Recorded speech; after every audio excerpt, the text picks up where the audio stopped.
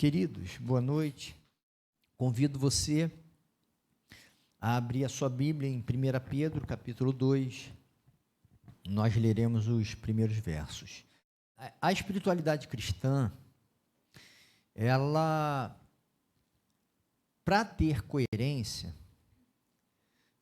ela possui marcas e práticas muito próprias, que, se ausentes, descaracterizam a própria espiritualidade cristã. É evidente que a gente encontra uma multiplicidade de manifestações da espiritualidade cristã no Brasil, por exemplo. Muitas delas, no entanto, são muito distantes das características próprias daquelas que Jesus ensinou. Então, tem algumas marcas, algumas práticas, posturas que são muito evidentes e muito essenciais na espiritualidade cristã, e aqui a gente pode extrair algumas delas. Diz assim, capítulo 2, de 1 Pedro, o primeiro versículo diz assim: portanto, livrem-se de toda maldade e de todo engano, hipocrisia, inveja e toda espécie de maledicência. Como crianças recém-nascidas, desejem de coração o leite puro, o leite espiritual puro, para que por meio dele cresçam para a salvação, agora que provaram que o Senhor é bom. Então fala de duas buscas a partir de um fundamento. O fundamento que Pedro aqui estabelece é que a gente se afasta do mal e a gente busca o bem, porque a gente experimentou que o Senhor é bom. Quando a gente tem os primeiros passos em direção a Deus, é possível que a gente o faça, é muito habitual que a gente o faça por algum interesse específico, e não tem nada de mais nisso, de errado, não. Busca-se porque está muito deprimido e quer ter paz e alegria, busca-se porque a família está destruindo, busca-se porque está desempregado, está doente, seja lá o motivo que for. Há uma busca inicial, muitas vezes motivada por um fator específico, por um interesse que não que a vida mude, mas que aquele problema seja solucionado.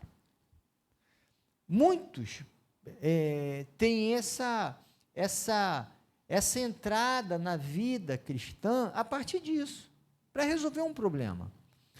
E vamos ser honestos, não tem nenhum problema nisso, nada de absurdo nisso. O problema é se a espiritualidade for mantida nessa base. Uma espiritualidade saudável não se mantém nesse caráter, poderia chamar de interesseiro, mas essa palavra é tão ruim, que eu acho que não justifica, nessa busca legítima de resolução de problemas. Mas o que dá sustentação para a vida cristã não é o medo de ser punido, não é o interesse de ser abençoado, não é um movimento de resolução de problema. O que dá sustentação para a vida cristã é a experiência de que Deus é bom. É essa vivência com Deus que dá chão, que dá base para todas as motivações de fidelidade na experiência cristã. Quando eu experimento que Deus é bom, eu quero ingressar com a maior densidade possível no mundo de Deus, ou como diz lá nos evangelhos, no reino de Deus. Eu quero que toda a minha experiência de vida, o máximo possível, seja marcada pelo reinado de Deus na minha vida. E isso me faz ter um movimento de afastamento do mal e de uma aproximação do bem. Mas perceba, esse movimento só é possível quando, de fato, eu experimento que Deus é bom. Porque quando eu o faço por medo do inferno, por medo de perder emprego, da minha família ser prejudicada, de ficar doente, sei lá qual for o motivo, ou porque eu preciso muito de um emprego, enfim, por algum motivo específico, essa questão me motiva durante um tempo, depois não mais, e me motiva naquilo que circunda o problema. Só que a espiritualidade cristã, ela não é uma busca de uma vida correta. A espiritualidade cristã não é uma ética. A gente não segue um código de ética. Isso eu posso, isso eu não posso. A espiritualidade cristã não tem nada a ver com isso. A espiritualidade cristã é: eu entro no mundo de Deus. E no mundo de Deus, que eu acredito, que eu experimento e que eu vejo que vale muito a pena, tem algo que faz sentido e tem algo que não faz sentido. O que faz sentido é bem, o que não faz sentido é mal. Entende? Porque se for um código de ética, isso pode, isso não pode, eu caio naquilo que a gente vê o tempo todo Paulo condenando, que é uma espiritualidade calcada na lei, na regra, enquanto Jesus nos ensina uma espiritualidade calcada, fundamentada no amor. Então, o que motiva a minha vida é a experiência de que Deus é bom. É por isso que quando eu poderia evocar o texto de Paulo, que eu gosto muito, aquele do fruto do Espírito, o que Paulo fala para dar lógica a isso? O que leva uma pessoa a uma vida carnal e o que leva uma pessoa a ter uma vida correta, santificada diante de Deus? É porque ele cumpre as regras? Não. É porque ele caminha com Deus. Vê lá em Gálatas, capítulo 5, a partir do verso 16. É andando com Deus que naturalmente, há uma frutificação em mim que me faz afastar do mal e de me aproximar do bem. Aqui Pedro fala com outra linguagem, algo muito parecido. Quando eu experimento na minha vida que Deus é bom, há um movimento natural de afastamento do mal e aproximação do bem. Portanto, meus queridos, toda vez que você fala assim, puxa vida, eu estou tendo um comportamento muito ruim, que desagrada a Deus, eu não quero isso na minha vida, eu estou sendo muito inflexível, muito intransigente com as pessoas, isso vai longe da postura graciosa de Deus, eu não quero isso na minha vida. A gente não muda isso com rigidez, não vou mais fazer, não é assim. Não é assim. A gente muda isso experimentando da graça de Deus. Entende? E aí, nessa experiência da graça, eu vou me tornando mais bondoso com as pessoas e mais misericordioso. É nessa vivência com Deus. Então, meus amados, que a gente alimente isso no nosso cotidiano, a vivência com Deus, experimentar Deus como um Deus bondoso. O Agner falou que ele gosta muito do Salmo 63, que é isso, o amor de Deus é melhor do que a vida. É experimentar desse lado bom de Deus, que quando às vezes a gente pensa num Deus rigoroso, punitivo, castrador, pesado, quando Jesus apresenta um Deus que dá a mão para a gente fazer as coisas boas da vida e corretas, um pai, não alguém que afunda, mas que levanta, experimentar a bondade de Deus no nosso cotidiano. Esse é o esforço central da espiritualidade cristã. Entende? É experimentar da bondade de Deus.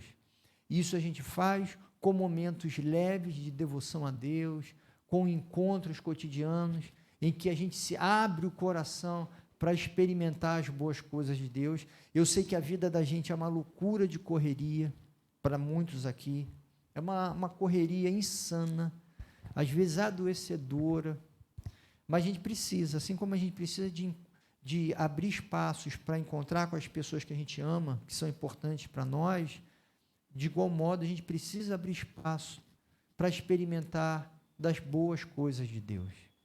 Deus não é alguém com quem eu me relaciono como quem tem que cumprir regras, como quem tem que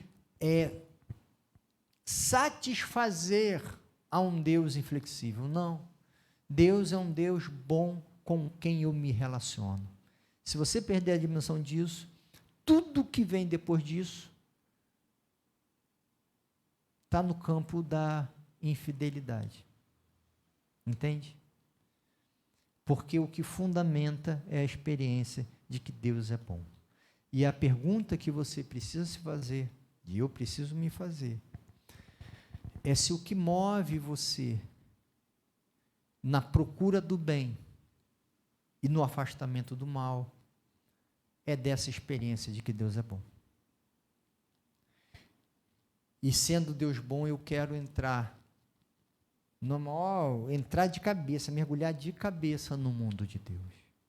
E aí, quando se entra no mundo de Deus, Pedro fala, a gente busca se livrar, e aí ele fala de alguns males aqui, ele fala de maldade, engano, hipocrisia, que quase não saiu quando eu li, né?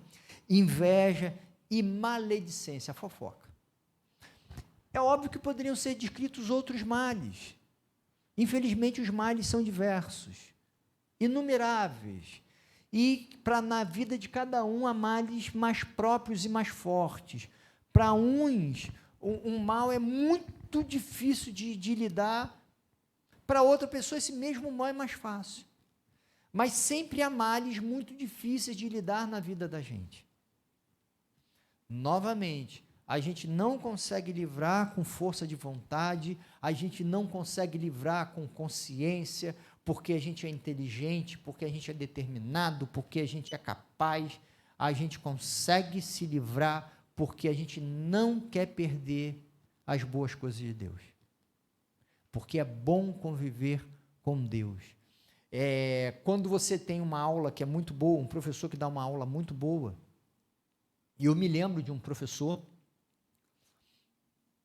que era uma salinha, cara, uma matéria que eu fiz com ele, lá na faculdade tinham salas grandes, mas tinha cada salinha pequena, e a salinha era pequena, e aí se você não chegasse cedo,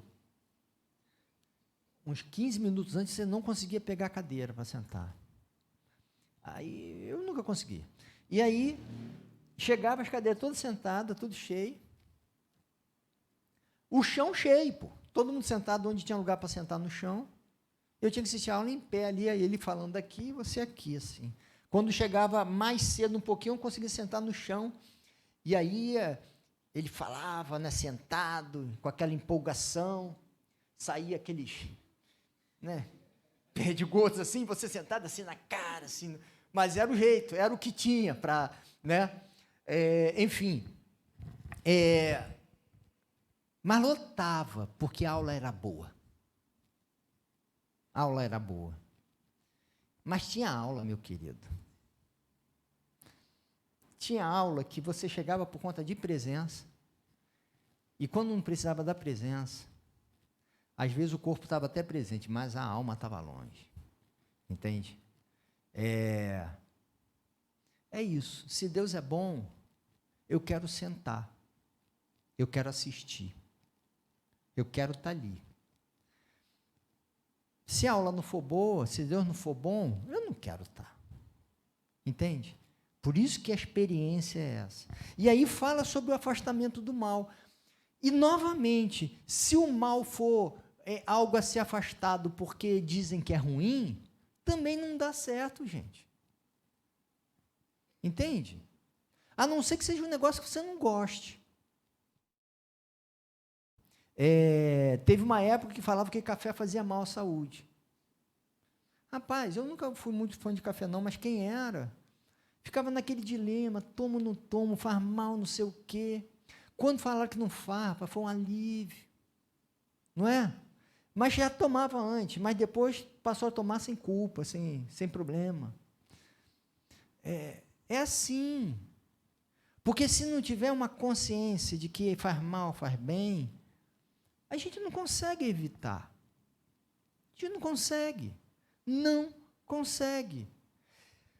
O pecado, que a Bíblia chama de pecado, esse mal que está na gente, nos distancia de Deus. Por isso é tão ruim. Mas por que nos distancia de Deus? Porque imagina, Deus, ele tem um compromisso com o correto. Mas melhor, ele tem um compromisso com a gente. Voltando para o exemplo da aula, imagine, eu digo que eu gosto da aula, o professor é maneiro, muito bom, ensina bem pra caramba, eu chego na aula e fico no celular, igual em transporte público, coloca som e fica ouvindo áudio em som alto, com som alto. Rapaz, isso é irritante. Agora imagina, eu gosto muito da aula, esse professor é maravilhoso, estou lá, atrapalhando. Percebe que é contraditório e que o professor não tem como concordar com uma postura dessa? Porque atrapalha o aprendizado desse aluno e dos outros alunos. E o pecado é isso, atrapalha a si e atrapalha aos outros. O pecado não é um problema que te circunscreve só. Ele abala, isso é um dado terrível, mas ele abala todas as pessoas com quem você convive. Então, o pecado é um mal que nos afasta de Deus. Enquanto eu não perceber o pecado nessa dimensão ruim, grave, eu não tenho como me afastar dele. Eu tenho que ser convencido disso. O mal nos faz incidir e produzir mal sobre a criação de Deus. E como a gente faz o mal para a criação de Deus, né? Como a gente faz mal para a criação de Deus. E como a gente consegue produzir mal às pessoas. O mal nos deforma. O mal nos deforma.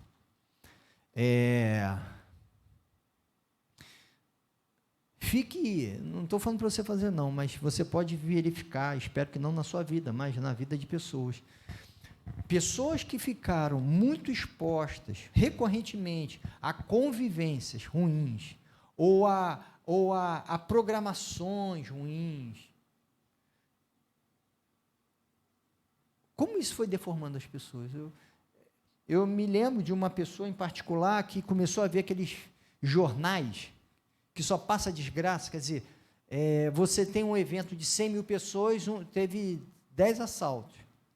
Foi um sucesso, se isso acontecer. Mas aí você só fala dos 10 assaltos. E teve uma briga. Sucesso. Mas fala da briga. Aí você pensa que o mundo está violento, ninguém mais se respeita, e você só ouve isso 1 ano, 2 anos ouvindo isso. Você vai desejar pena de morte, você vai desejar vingança, você vai ficar truculento. Ninguém, não tem saúde mental que dê conta disso. Não há espiritualidade cristã que dê conta a tanta enxurrada de mal acrítico e incoerente. Não dá, entende? Não dá. E aí, por isso que a gente precisa ter essa postura de afastamento do mal. Entende? De afastamento do mal, porque eu reconheço que isso me afasta, esse mal me afasta do que Deus deseja para mim. E mais, ele fala que, porque Deus é bom e eu experimentei isso, eu me afasto do mal e eu desejo, como uma criança recém-nascida, esse leite espiritual puro, que desenvolve a minha salvação. E essa metáfora, nessa comparação da criança, do bebê, e todos nós já vimos, né, de bebê ávido pelo leite, pelo peito da mãe, para sugar o leite, para se alimentar. Imagem linda, que mostra um desejo ardente, uma dependência, um reconhecimento da fonte de alimentação. É esse desejo. É esse desejo de ser alimentado por Deus, de aproximar das coisas de Deus, para que eu seja fortalecido a partir disso. Assim como o mal me enfraquece, o bem me fortalece. A gente precisa, nem que fosse por egoísmo, a gente precisa ter nosso orçamento, parte dele destinado para ajudar as pessoas. Nem que seja por egoísmo, assim, eu não quero que o meu casamento piore. E uma pessoa avarenta, é horrível conviver com uma pessoa avarenta. Como é importante que parte do meu orçamento seja para dar para os outros. Para eu não me perder, nem que seja por egoísmo, entendeu? Eu preciso fazer o bem, nem que seja para eu não me perder. Todo mundo tem que estar cuidando de algum sofrido nesse mundo. Pelo menos um. Pelo menos um. Uma pessoa que tem em você alguém especial para cuidar. Pelo menos um. Nem que seja por egoísmo, para você não se perder e você não se tornar uma pessoa indiferente, dura, inflexível, pensando que a vida é viajar, ter boas roupas, sei lá, ficar bonito, sei lá. Tudo isso compõe. É bom ter boa roupa? É bom ficar bonito? É bom viajar? Mas a vida é muito mais do que isso. Entende? A gente precisa estar comprometido com a produção de bem. E mais, se um cristão não está comprometido com a produção do bem, saiba, você está enganado e nem percebeu que está. Você está nadando de braçada no pecado, pensando que está sendo santo, entendeu? E é o pior dos casos, porque você pensa que, não, eu não estou fazendo mal às pessoas. Aí pensa até que está correto, mas você está mergulhado no pecado, nadando de todas as posições possíveis e não está percebendo que está nele. Porque o cristianismo se caracteriza essencialmente por fazer bem às pessoas. Não existe cristianismo fiel sem compromisso por fazer bem às pessoas. Não existe. Qualquer ilusão de cristianismo sem produção de bem é falso, é ilusório e não produz os resultados necessários. Não produz.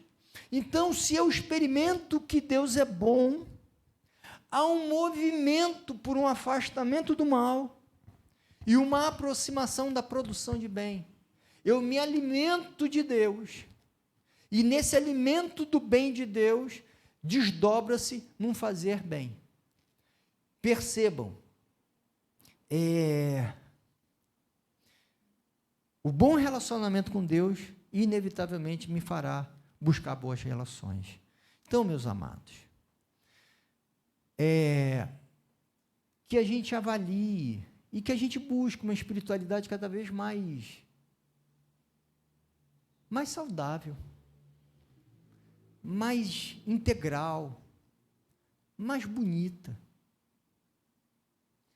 E isso não se consegue com regras.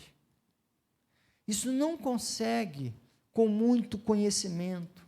Estou falando mal do conhecimento, não. Mas não é por aí.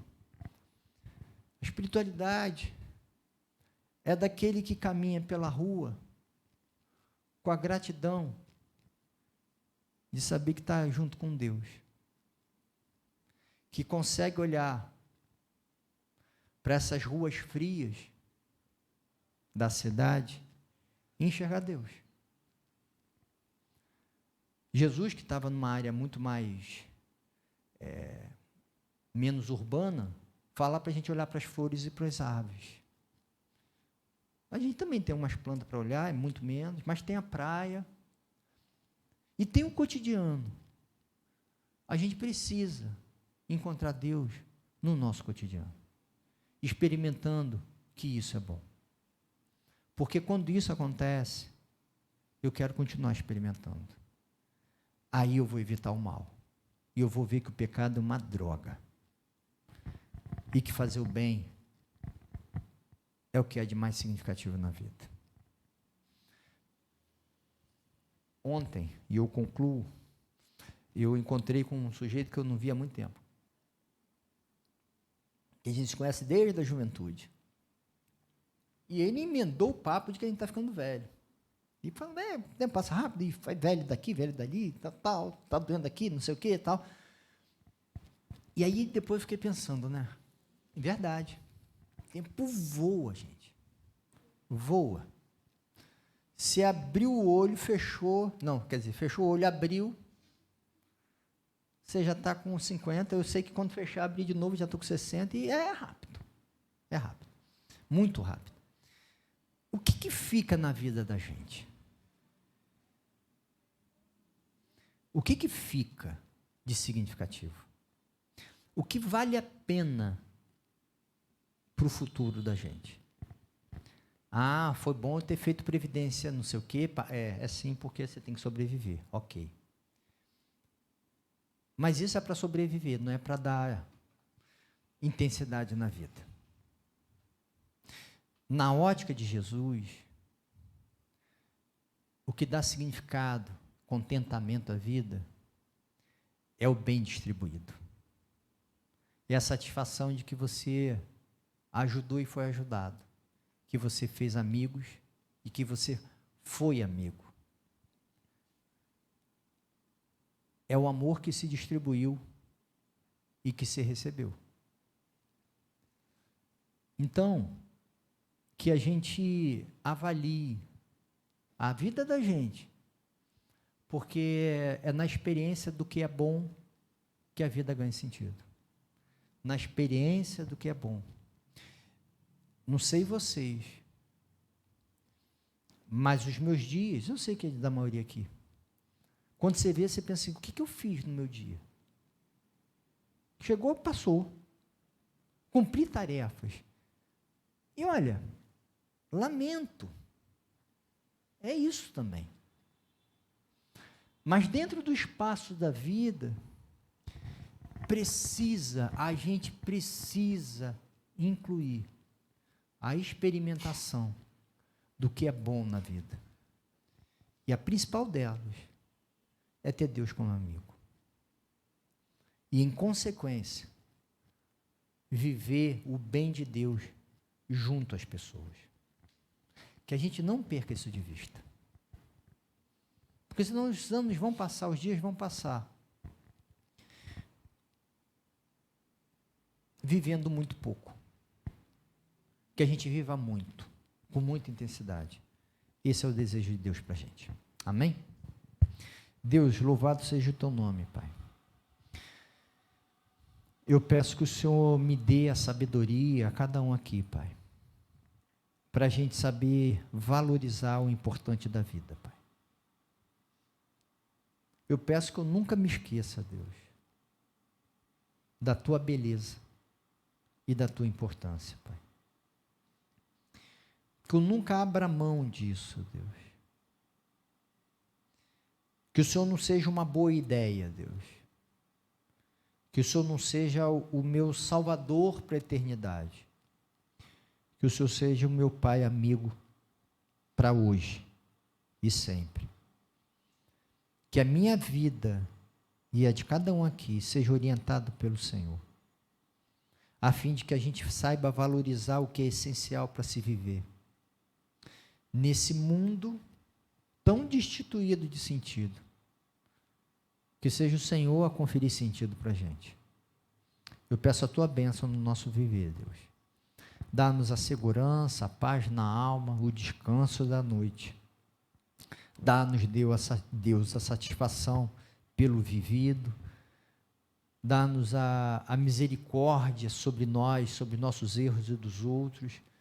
que a tua graça nos inunde e oriente o nosso modo de pensar e de relacionar. Eu peço a tua bênção na vida de cada um aqui, Pai, em nome de Jesus, Deus. Amém, Pai.